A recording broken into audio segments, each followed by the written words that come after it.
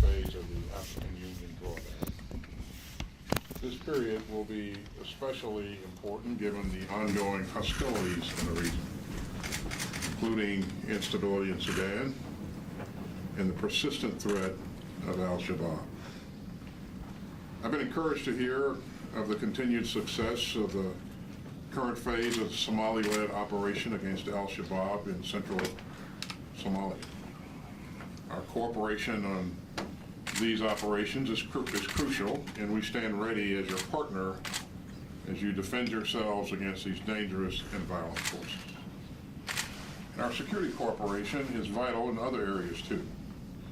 That includes effective responses to climate shocks, such as the current drought, which has meant so much hunger and devastation for your people.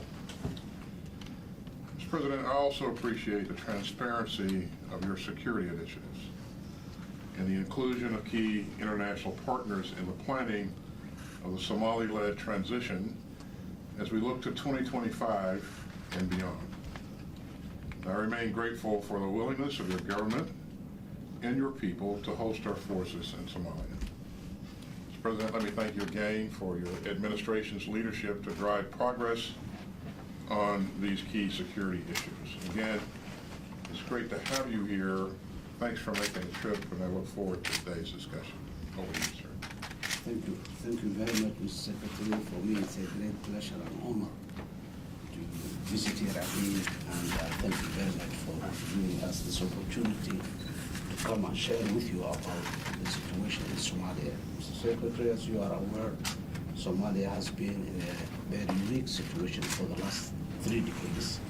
And throughout this period, the United States has been with us at different levels and different times. It's a very prolonged situation, but now is the time that we ever had the hope that this is going to end soon. I would like to extend my gratitude to the United States government for its strategic partnership with Somali people in our fight against al-Shabaab, as well as the provision of critical humanitarian and development support. We recognize the defeating of al-Shabaab requires more than capable and effective security forces, but also an inclusive state building process and ability of the state to provide critical services to the public. My administration has made strides over the last year in these areas. For more than a decade, successive Somali administrations, including my previous one, we were not able to reach political agreement on thorny issues of the state building due to fear of failure, or lack of commitment, or many other reasons. Since my election, we held 6 successive National Consultative Council meetings that resulted in a consensus agreements with the federal member states on power sharing, judicial model of the country, fiscal federalism, national security architecture, and the electoral model of the democratic Somalia. The Somali National Army has recovered more than 70 locations from al-Shabaab in partnership with local communities over the last year. The investments in the SNA Danab build program have resulted in a capable strike force that has been the tip of the spear of SNA offensive against al-Shabaab. This has proven to be very, very successful endeavor, and we are very much grateful for that effort in the last decade or so. We have also improved urban security through enhanced intelligence efforts, resulting in a marked reduction of terrorist attacks in Mogadishu over the past 7 months. This has been also a new area that Somalia has shown improvement. Over the last 6 months, the government and its international partners have over 240 stabilization activities in the 2 states liberated from al-Shabaab. Stabilization was critical because of it is the link between the state and the people.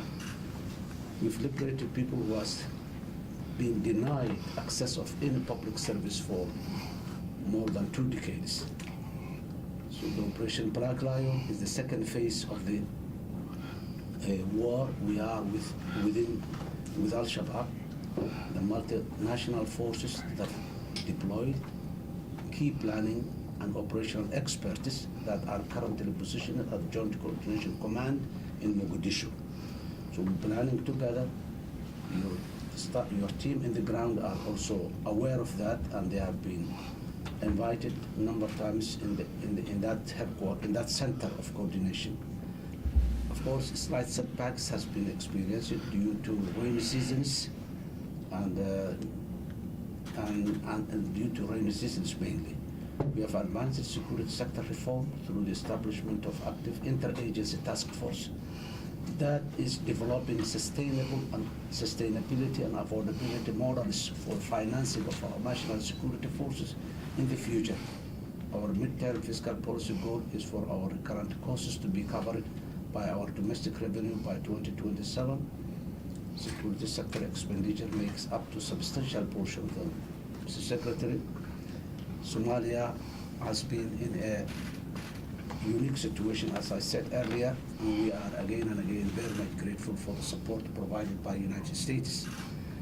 Many issues that I have raised with you last time when I visited here is still standing, but so far we are so good and we are very much satisfied for the level of support provided. I thank you. Well, thank you, Mr. President. Again,